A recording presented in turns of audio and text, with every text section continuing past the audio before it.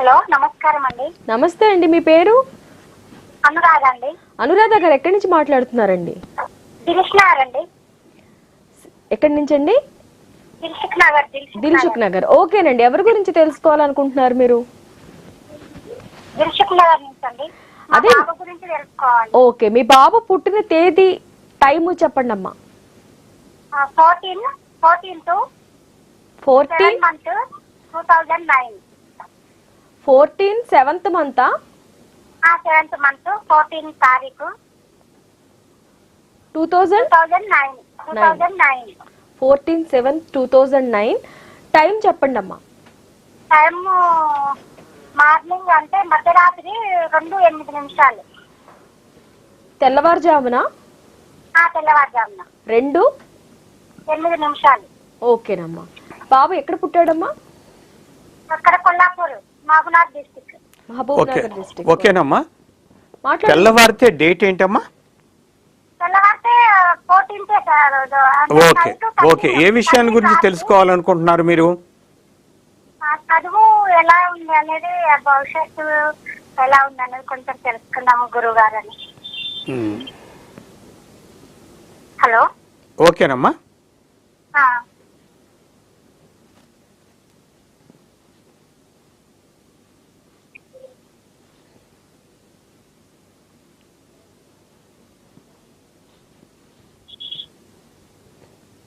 మీ అబ్బాయిది ఉత్తర భాద్ర నక్షత్రం 2వ పాదము, మీనరాశి, వృషభ లగ్నము. ఇతని జాతకంలో బుధుడు దగ్ధం అవుతున్నాడు. బుధుడు దగ్ధం కావడం వలన తను నేర్చుకున్నవి, చదువుకున్నవి అవసర సమయాల్లో, అంటే పరీక్షలకు వెళ్ళినప్పుడు, ఇంటర్వ్యూలకు వెళ్ళినప్పుడు సమయానికి గుర్తుకు రావు.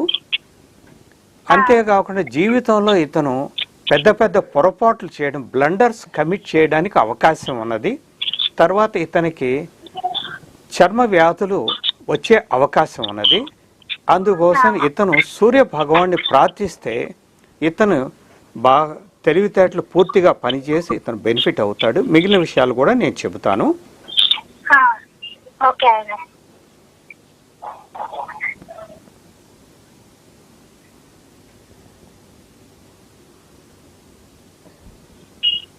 హలో, మాట్లాడుతున్నారండి, ఒక్క నిమిషం లైన్ లో ఉండండి. గురుగారు ఆ బాబు జాతకాన్ని చూస్తున్నారు. అమ్మా, మీ అబ్బాయి జాతకంలో గురువు నీచబడ్డాడు. గురువు కుంభరాశిలోంచి మకర రాశిలోకి వచ్చి నీచబడ్డాడు. అందువలన గురువు అతిశుభ గ్రహం బలహీనుడయ్యాడు. అందుకోసమని గురువు పూర్తి బలంతో ఉండాలంటే విష్ణుమూర్తిని ప్రార్థించండి అమ్మా. ఈ విధంగా చేస్తూ బుధుడు దగ్ధం కాకుండా ఉండేందుకు సూర్య భగవాన్ని ప్రార్థించండి. తర్వాత గురుబలం పూర్తిగా ఉండడం కోసమని.